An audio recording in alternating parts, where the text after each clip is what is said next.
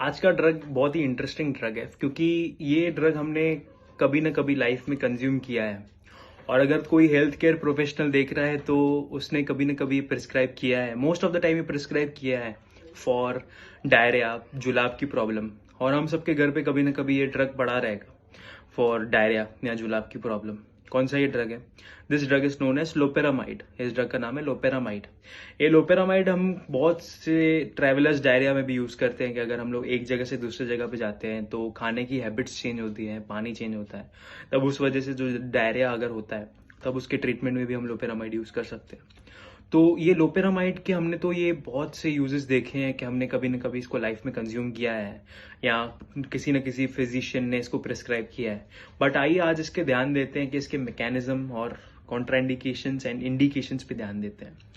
Mechanism कैसा है इसका कि जो डायरिया होता है it is cause due to increase peristaltic movement of our intestines, कि जो इंटेस्टाइन है वो बहुत रैपिडली मूव कर रही है, तो जो कंटेंट है इंटेस्टाइन का वो बार बार इट इज फ्लशिंग आउट, तो इसके वजह से हमें डायरिया होता है।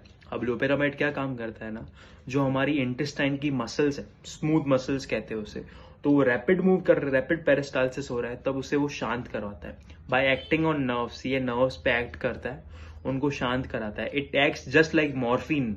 मॉर्फिन एक सेडेटिव है, तो it just acts like morphine but it helps in relaxing the smooth muscles bye acting on nerves. Nerves पे एक्ट करता है। कौन सी नर्व्स पे एक्ट करता है ये? जो हमारे माइंटेरिक प्लेक्सस बोलते हैं उसे, जो एक नर्व्स का नेटवर्क है हमारे इंटेस्टाइन में, वहां पे ये एक्ट करता है लोपेरामाइड। अब ये हो गया इसका मैकेनिज्म ऑफ एक्शन। अब आते हैं इस पे कॉन्ट्रा इंडिकेशन पे कि कौन सी ऐसी कंडीशंस हैं जिसमें हम लोग लोपेरामाइड नहीं दे सकते हैं। फर्स्ट ऑफ ऑल, जो एक एक्सट्रीम ऑफ लाइफ है, जो बच्चे हैं जिनकी उम्र 2 साल से कम है, उनमें लोपेरामाइड हम नहीं दे सकते हैं। Why? Because it can lead to various systemic troubles. बहुत से सिस्टम में प्रॉब्लम्स हो सकती हैं। और दूसरे एक्सट्रीम के हम बात करें तो जो हमारे ओल्ड एज हैं उन्हें लोपेरामाइड नहीं देना है।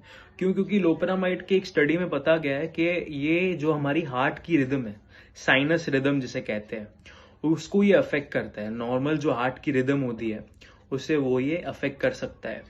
और जो दूसरा फैक्टर है कि जो प्रेग्नेंट लेडीज हैं, गर्भवती माताएं हैं, जो ब्रेस्ट फीड करती हैं, अपने बच्चों को ब्रेस्ट फीड करती हैं, उन्हें लोपेरामाइड नहीं देना चाहिए।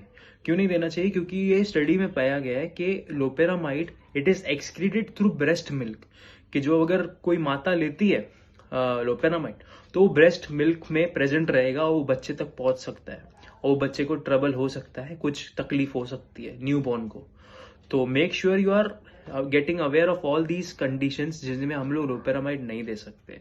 और किस वे में नहीं दे सकते हैं? अगर कोई पेशेंट है जिसमें लिवर के ट्रबल्स हैं, लिवर प्रॉब्लम्स हैं, जिसके लिवर में काफी डैमेज हो चुका है, एक्सटेंसिव लिवर डैमेज, क्योंकि ड्रग्स का मेटाबॉलिज्म हमें लिवर में देखने को मिलता है। तो make sure you are getting aware of all these actions in which the loperamide is contraindicated.